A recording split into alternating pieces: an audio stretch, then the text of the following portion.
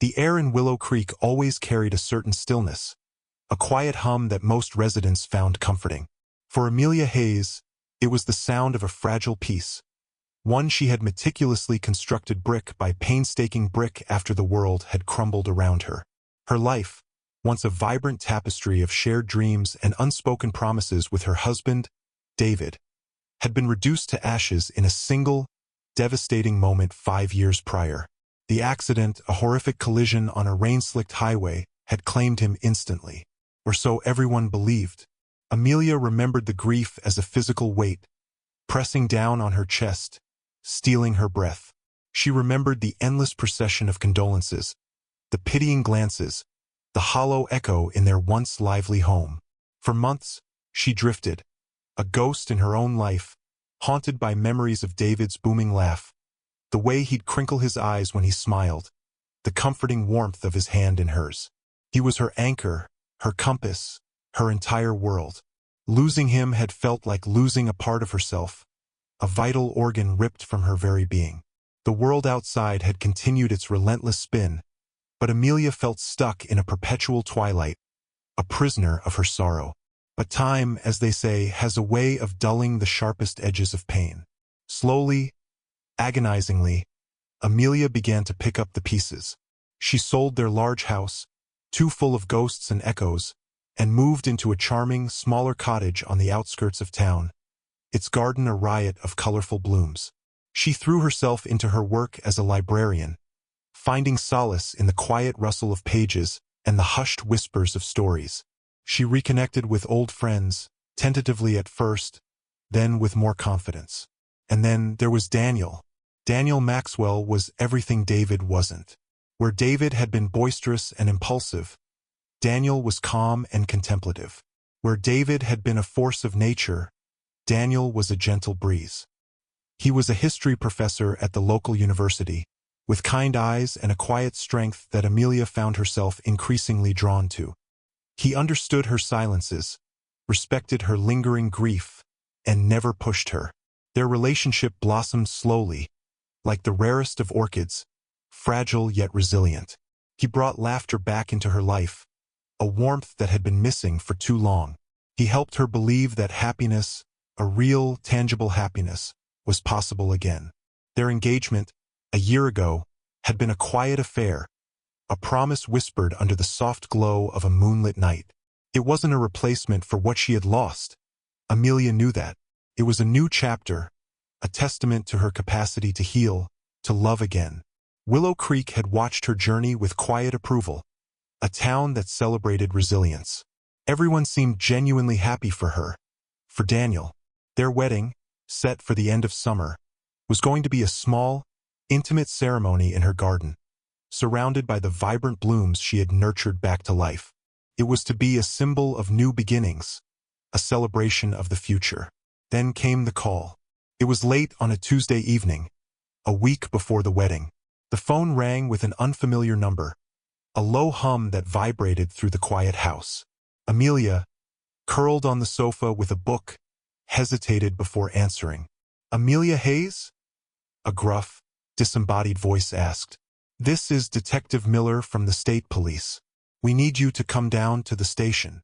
A cold dread seeped into her bones. Her mind raced, conjuring up a myriad of terrible possibilities. Had something happened to Daniel? Had her sister, Sarah, who lived hundreds of miles away, been in trouble? She clutched the phone tighter. "Is everything all right, Detective? Has something happened?" The detective's voice was devoid of emotion, a professional monotone that only heightened her unease. "We've had a development regarding your husband, David Hayes. We believe we've located him." The words hung in the air, heavy and impossible. Amelia's heart, which had been steadily beating for years in the rhythm of her new life, seized. The book slipped from her grasp, hitting the wooden floor with a soft thud. "Located him?" she repeated, her voice a thin, reedy whisper. But David is dead. He died 5 years ago, in the accident." There was a pause, a moment of profound silence that stretched into an eternity. Then, the detective's voice, still dispassionate, broke through the stillness. "Ma'am, we have strong reason to believe that the man we have in custody is David Hayes. He was found disoriented in a small town several states away, with identification that matches your husband's. He claims to have amnesia regarding the past 5 years. We need you to come identify him." The world tilted on its axis. The quiet hum of Willow Creek vanished, replaced by a deafening roar in her ears. David, alive? It was a cruel joke, a macabre nightmare. How could he be alive? She had seen the wreckage, attended the funeral, mourned him with every fiber of her being. She had grieved, truly grieved, until her soul felt raw and exposed. And now this, it was an insult to her pain, a mockery of her carefully reconstructed life. Daniel, who had been in the kitchen making tea, walked in, his brow furrowed with concern. He saw the ashen pallor of her face, the trembling hand clutching the phone, the sheer terror in her eyes. "Amelia? What is it?" he asked, his voice soft but urgent. She couldn't speak, couldn't form the words. She simply held out the phone, her gaze fixed on him, a silent plea for him to make sense of the incomprehensible. Daniel took the phone, listened for a moment, and his own face, usually so composed, paled. His eyes met hers, wide with a shared disbelief. The drive to the police station was a blur of flashing lights and disjointed thoughts. Amelia felt like she was moving through a dream, a surreal landscape where the rules of reality had been suspended. Every mile that brought her closer to the station felt like a step further into an abyss. How could she face this? How could she face a ghost from her past? A ghost that was supposedly alive, breathing, and claiming to be her dead husband. When they finally arrived, the station was a hive of quiet activity. Detective Miller, a burly man with a tired face, met them. His gaze was scrutinizing, as if trying to gauge her reaction. "Mrs. Hayes," he said, his voice softer now, more sympathetic. "This is a difficult situation. We understand. But we need you to be sure." He led them down a sterile hallway, the air heavy with an unspoken tension. Each step felt like a heavy stone dragging her down. Her heart hammered against her ribs, a frantic bird trapped in a cage. What if it wasn't him?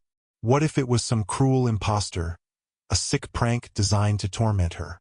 Or worse, what if it was him? The thought sent a fresh wave of nausea through her. What would that mean for Daniel? For her new life? The door creaked open, revealing a sparse interrogation room. And there he was, sitting at a metal table, his back to them, was a man with broad shoulders and a familiar shock of dark hair. Her breath hitched. Couldn't be. Simply couldn't. He turned slowly, and her world stopped. It was David, older, perhaps, with lines etched around his eyes that weren't there before, and a haunted, vacant look in his gaze. But it was undeniably him. The same strong jawline, the same distinctive mole just above his left eyebrow, the way his hair curled slightly at the nape of his neck. A silent scream tore through Amelia. It was him, her dead husband, returned from the grave. But the joy, the relief, the overwhelming sense of wonder that one might expect was absent. Instead, a cold, sickening dread settled in her stomach. His return wasn't a miracle. It was a catastrophe. It was the implosion of everything she had fought so hard to build. Her new life, her future with Daniel, her fragile peace. All of it was suddenly in peril, balanced precariously on the precipice of an unimaginable nightmare. The silent hum of Willow Creek was now a deafening silence, pregnant with an unspoken threat. The quiet garden, where her wedding was to take place, suddenly felt cold and barren. The initial shock of seeing David, alive and breathing, slowly gave way to a chilling sense of unreality. It was a waking nightmare, each breath she took feeling like a betrayal of the past 5 years.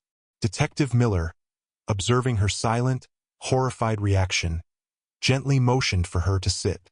Daniel, his arm instinctively wrapping around her waist, guided her to a chair, his face a mask of concern and bewilderment.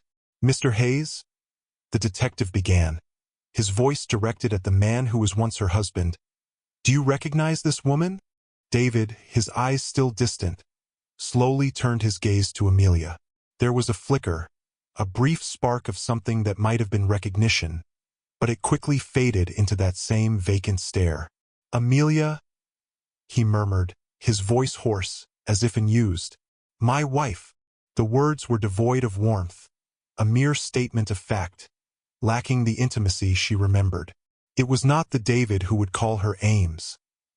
His voice laced with affection. This was a stranger wearing her husband's face. The detective explained that David had been found wandering near a small gas station in rural Kentucky, disoriented and with no memory of his identity or how he got there. His wallet, containing his driver's license and other IDs, was miraculously still on him, albeit soaked and worn. A helpful gas station attendant had called the local police, who, after running his information, had contacted the state police in Willow Creek when they realized he was listed as deceased. The amnesia, they explained, was a common, albeit tragic, side effect of head trauma, which he appeared to have sustained. Amelia listened, numb. Amnesia. Head trauma. It all sounded so clinical, so logical, yet it felt utterly surreal. How could a man simply vanish for 5 years, be declared dead, and then reappear without a trace of the intervening time? What had he been doing? Where had he been? And why, oh why, did he have to reappear now, just as she was about to embrace a new life? He's been under observation at a local hospital for the past few days. Detective Miller continued, gesturing towards David. Physically, he's recovering well. Mentally, it's a slower process. We've contacted his next of kin, which is you, Mrs. Hayes. He's being released tomorrow. As his wife, you're legally responsible for him. The last sentence hit her like a physical blow. Legally responsible? Her new life, which had felt so secure and well-defined, was suddenly riddled with gaping holes. She was engaged to Daniel, building a future with him, and now she was legally bound to a man she had mourned, a man who was now a stranger. Daniel's hand tightened on her arm, a silent show of support. He was as shocked as she was, perhaps even more so, grappling with the unthinkable reality of his fiancée's supposedly dead husband returning. "Detective," Daniel interjected, his voice steady, "surely there are other options. A man with amnesia who was declared dead. There must be a protocol for this." Miller sighed, running a hand through his thinning hair. "Normally, yes, but his identity is confirmed. We have dental records, fingerprints. It's him. And as his spouse, Mrs. Hayes is his closest legal relative. Unless she wants to declare him incompetent, which would be a long, drawn-out legal battle, he goes home with her." He paused, looking directly at Amelia. "It's unprecedented, I'll admit, but the law is clear." Amelia felt trapped, caught in a spiderweb of legalities and bizarre circumstances. The thought of taking David back into her home, the very home she had chosen for her new beginning, sent shivers down her spine. How could she possibly explain this to Daniel? How could she explain it to herself? Over the next few days, Amelia found herself in an impossible limbo. David was discharged from the hospital and, with no other options, came to stay at her cottage. His presence was a stark, jarring anomaly in her carefully curated life. He was a silent, brooding shadow, a constant reminder of a past she had painstakingly tried to bury. He rarely spoke, and when he did, his words were clipped, almost robotic. He didn't ask about the last 5 years, didn't show curiosity about his own disappearance. He simply existed, a vacant shell of the man she had loved. Daniel tried to be understanding, but the strain was palpable. Their romantic dinners were replaced by tense silences, their whispered plans for the future overshadowed by the unsettling presence of David in the next room. He would often find Amelia staring out into her garden, her eyes vacant, a profound sadness etched on her face. He knew she was struggling, and he was struggling too. How could they move forward with this ghost hovering over them? One evening, as Amelia was making dinner, David wandered into the kitchen. He stood by the counter, watching her with that unnerving, blank stare. "This isn't our house," he mumbled, his voice a low monotone. "Where are we?" Amelia nearly dropped the knife. It was the most coherent question he had asked since his return. "This is my house, David," she said, her voice strained. We live in Willow Creek. You disappeared 5 years ago. I moved here. He tilted his head slightly, a gesture that used to precede a thoughtful response, but now held no meaning. Disappeared? He echoed, as if testing the word on his tongue. I don't remember. A wave of frustration washed over her. It was infuriating, this blankness. It was almost as if he was deliberately withholding information, even though she knew, rationally, it was due to his condition. No, you don't remember, she said, her voice sharper than she intended. That's what the doctors said. He simply turned and walked away, back to the living room, leaving her standing amidst the simmering pots and the heavy silence. The interaction left her unsettled. Was he truly amnesiac, or was there something more sinister at play? A tiny seed of doubt began to sprout in her mind, a gnawing suspicion that something wasn't quite right. Days turned into a week, then 2. The wedding was postponed indefinitely, a painful decision that Amelia and Daniel had made with heavy hearts. There was no joy, no anticipation, only a pervasive sense of dread. The once vibrant garden felt like a prison, its blooming flowers mocking her shattered dreams. One afternoon, while cleaning out an old box of David's belongings that had been stored in the attic, a box she hadn't had the heart to touch for years, Amelia found something tucked away beneath old letters and photographs. It was a small, intricately carved wooden box, one she had never seen before. Curiosity piqued. She opened it. Inside, nestled on a bed of faded velvet, was a single, tarnished silver locket. It wasn't hers. It wasn't anything she recognized. But as she picked it up, a faint inscription on the back caught her eye. To M, forever in my heart. D. M? Who was M? And why had David, her devoted husband, been carrying a locket with another woman's initial? A cold shiver ran down her spine. The locket felt heavy in her hand, a tangible piece of evidence that chipped away at the perfect facade of their past. This wasn't just about amnesia. This was about secrets. She tried to open the locket, her fingers fumbling with the clasp, but it seemed stuck. The more she tried, the more resistant it became. A sudden, irrational panic seized her. She felt a desperate urge to know what was inside, to uncover the truth. Just then, David walked into the room, his eyes suddenly sharp, focused, a flicker of something she hadn't seen before. His gaze landed on the locket in her hand. His vacant stare was gone, replaced by an intensity that sent a jolt of fear through her. "Where did you get that?" he asked, his voice low, guttural, a stark contrast to his usual monotone. There was no hint of amnesia in his tone, only a chilling possessiveness. "Give it to me." Amelia froze, her hand clenching around the locket. The air in the room grew heavy, charged with an unspoken threat. This was not the broken, confused man she had brought home. This was someone else, someone dangerous. And the secret held within that tarnished locket felt like a key to a terrifying truth she was not yet ready to face. Her new life, already crumbling, was about to be obliterated by the ghosts of a past she never truly knew. The tension in the small living room was a living, breathing entity, coiling around them, suffocating Amelia. David's eyes, no longer vacant, burned with an unnerving intensity, fixed on the locket in her trembling hand. His transformation was chilling, stripping away the fragile veneer of amnesia and revealing something far more sinister beneath. "Give it to me, Amelia," he repeated, his voice dangerously low, a primal growl she had never heard from him before. He took a step towards her, and she instinctively recoiled, clutching the locket to her chest as if it were a shield. "What is this, David?" she whispered, her voice barely audible. "Who is M? And why did you hide this?" A cold, mirthless smile touched his lips, a grotesque parody of the warm, genuine smile she remembered. "M is none of your concern," he said, his gaze hardening.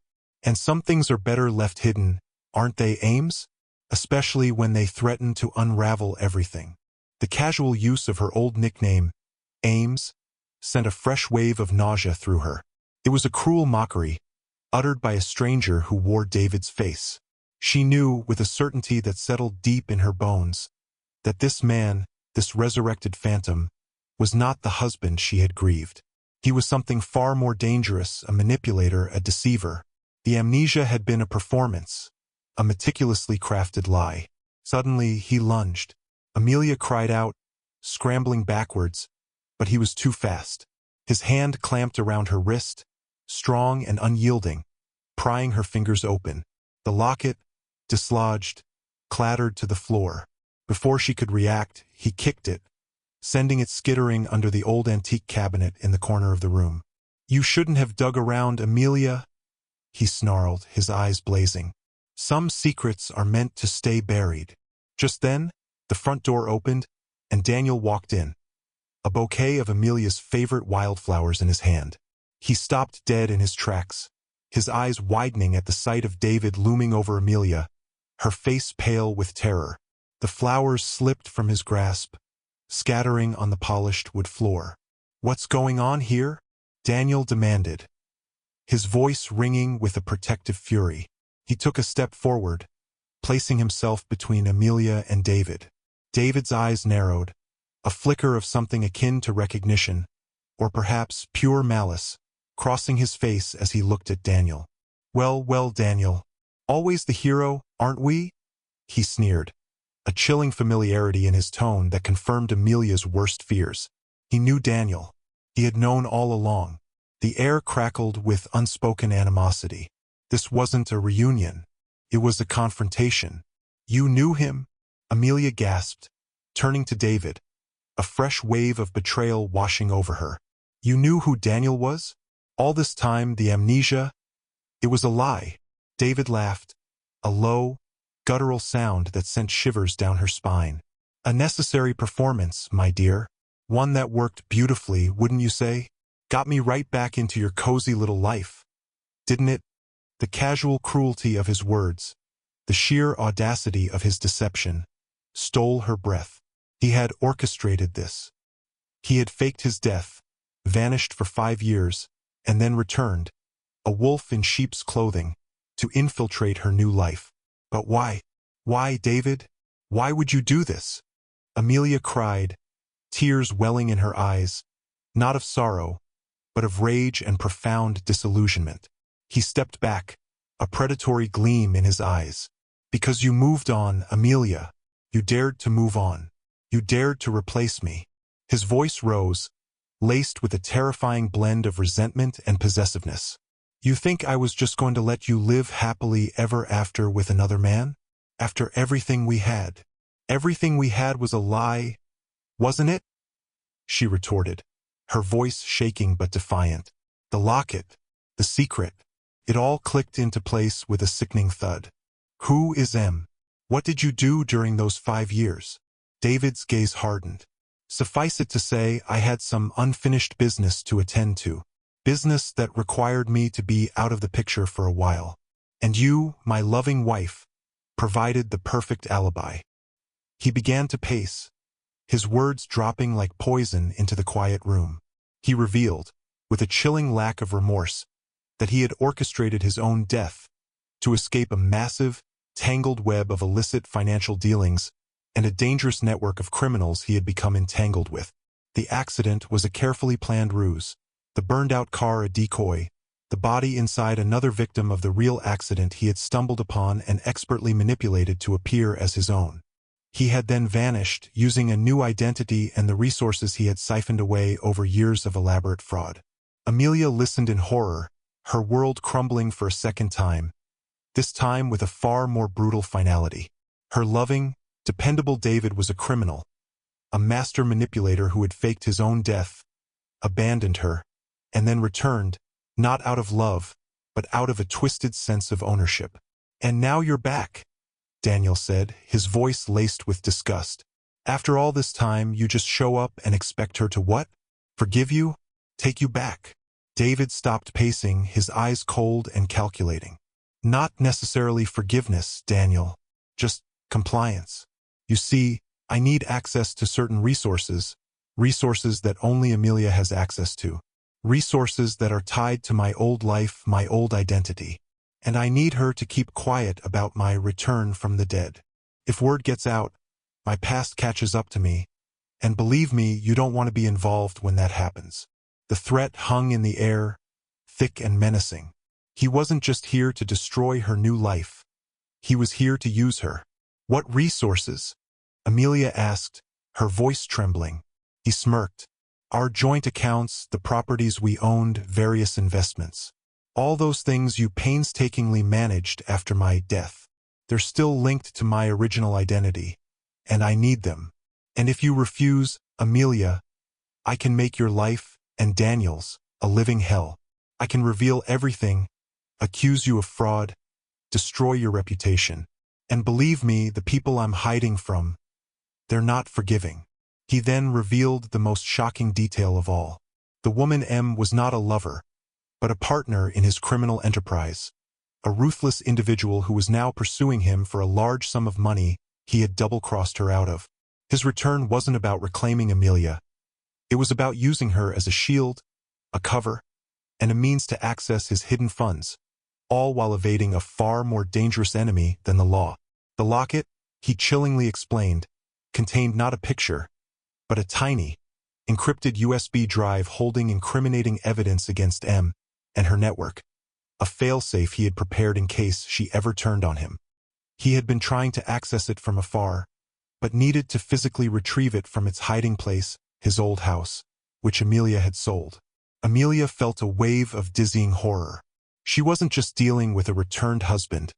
She was caught in the middle of a dangerous criminal underworld. The man she had loved had dragged her into a nightmare far beyond her comprehension. So, what's it going to be, Ames? David asked, his voice dripping with false concern. Your quiet little life with your new fiancé, or a full-blown scandal that could ruin you both, and potentially put you in grave danger? The choice was impossible, yet terrifyingly clear. She was being blackmailed, trapped between a man she once loved and a future she desperately wanted. David's eyes gleamed with a triumph that chilled her to the bone.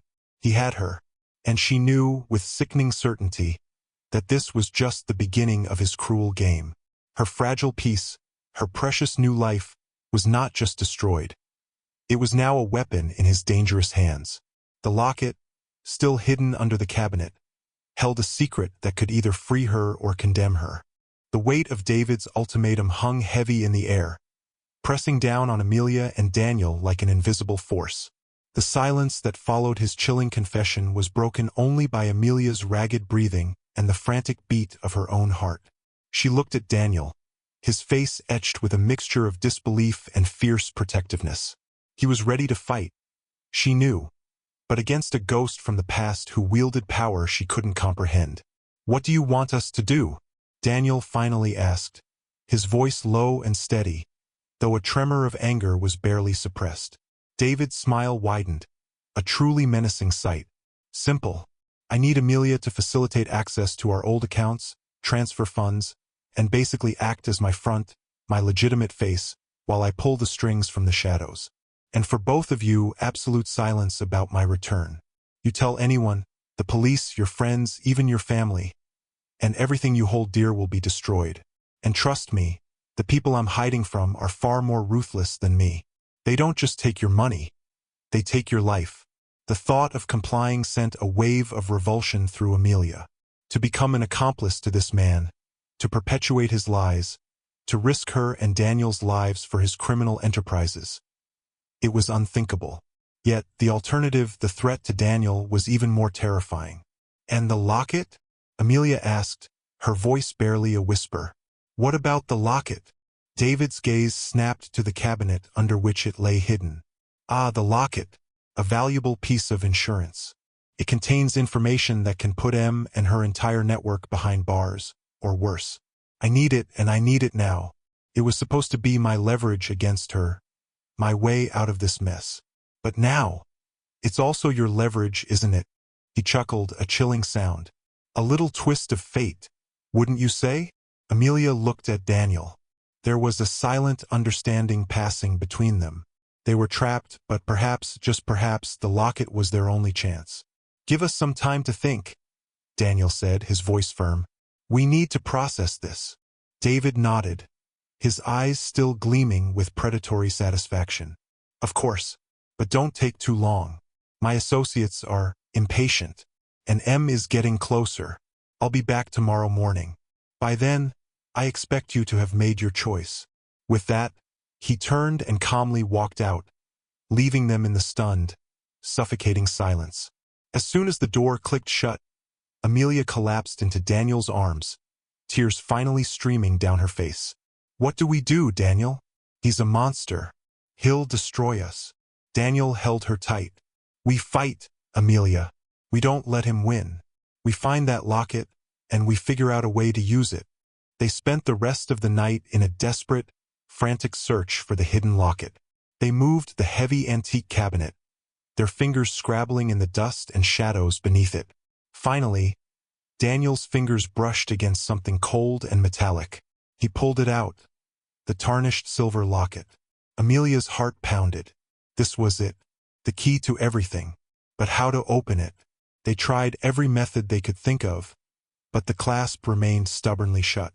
Frustration mounted, giving way to a new kind of terror. What if they couldn't open it? What if this supposed leverage was useless? Just as despair began to set in, Daniel, a history professor known for his methodical mind, remembered a tiny, almost invisible indentation on the side of the locket. He pressed it, and with a soft click, the locket sprang open. Inside, as David had revealed, was not a picture, but a minuscule USB drive. Daniel carefully extracted it, his hands shaking slightly.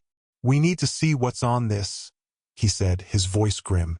They rushed to Daniel's study, plugging the USB into his laptop. A folder instantly appeared, labeled Project Chimera. Inside were hundreds of encrypted files, financial ledgers, photographs, and what appeared to be coded messages. It was a dizzying array of evidence, far more extensive than they could have imagined. And then they found it, a video file dated 4 years ago. With trembling fingers, Amelia clicked play. The video showed David, looking exactly as he had before his death, in a lavish, opulent setting, surrounded by men she didn't recognize. He was talking animatedly, giving orders, clearly in charge. And then a woman entered the frame, her face cold and striking, with a distinctive scar above her right eyebrow. She was arguing fiercely with David, her voice rising in anger. "You double-crossed me, David," shrieked. "You took everything. You're a dead man walking." David laughed, a truly terrifying sound in the silent room. "A dead man walking indeed, my dear. But I assure you, I'm very much alive, and I have plans. Plans that don't involve sharing with greedy partners like you." The video then showed M pulling out a gun, aiming it at David. The screen went black. Amelia gasped, a cry caught in her throat. This was the truth. This was what David had been hiding. He hadn't just faked his death to escape the law. He had betrayed his criminal partners, stolen from them, and was now being hunted by them. His return to her was not an act of desperation for money, but a desperate flight from certain death. And she, innocent and unsuspecting, was now caught in the crossfire. A new realization dawned on her, colder than any dread she had felt before. David wasn't trying to destroy her new life just out of spite. He was trying to protect himself. He needed her to be his shield, his legitimate cover, against the very dangerous people he had betrayed. The locket, the USB, was his last resort, his ultimate weapon against M. He had come back not for her love, but for survival. As the sun began to peek over the horizon, casting long, pale shadows across her garden, Amelia and Daniel formulated a plan. They had the evidence. They had the truth. They would not be David's pawns. When David returned, he found Amelia and Daniel waiting for him, their faces grim but resolute. He strode in, his eyes gleaming. "Well, Ames? Have you made your choice?" Amelia looked him squarely in the eye. "Yes, David. We have." She held up the tiny USB drive. "And we know everything." His face contorted, the mask of control slipping, revealing raw fury. "You opened it. You fool. Do you have any idea what you've done?" "We know exactly what we've done," Daniel said, stepping forward. "We know about Project Chimera. We know about M. We know about your fake death and your criminal dealings. And we know you're running for your life." David lunged, a desperate, animalistic roar tearing from his throat. But Daniel was ready. A struggle ensued, a chaotic blur of fists and shouts. Amelia, terrified but determined, grabbed the heavy iron poker from beside the fireplace. As David gained the upper hand on Daniel, she swung it with all her might, striking David across the back of his head. He crumpled to the floor, unconscious. They didn't hesitate. Daniel immediately called Detective Miller, explaining, in a hushed, urgent tone, everything they had discovered, directing him to the USB drive and the unconscious David. Within minutes, the quiet morning in Willow Creek was shattered by the wail of sirens. The police arrived, taking David into custody. The USB drive, with its explosive contents, was handed over as evidence.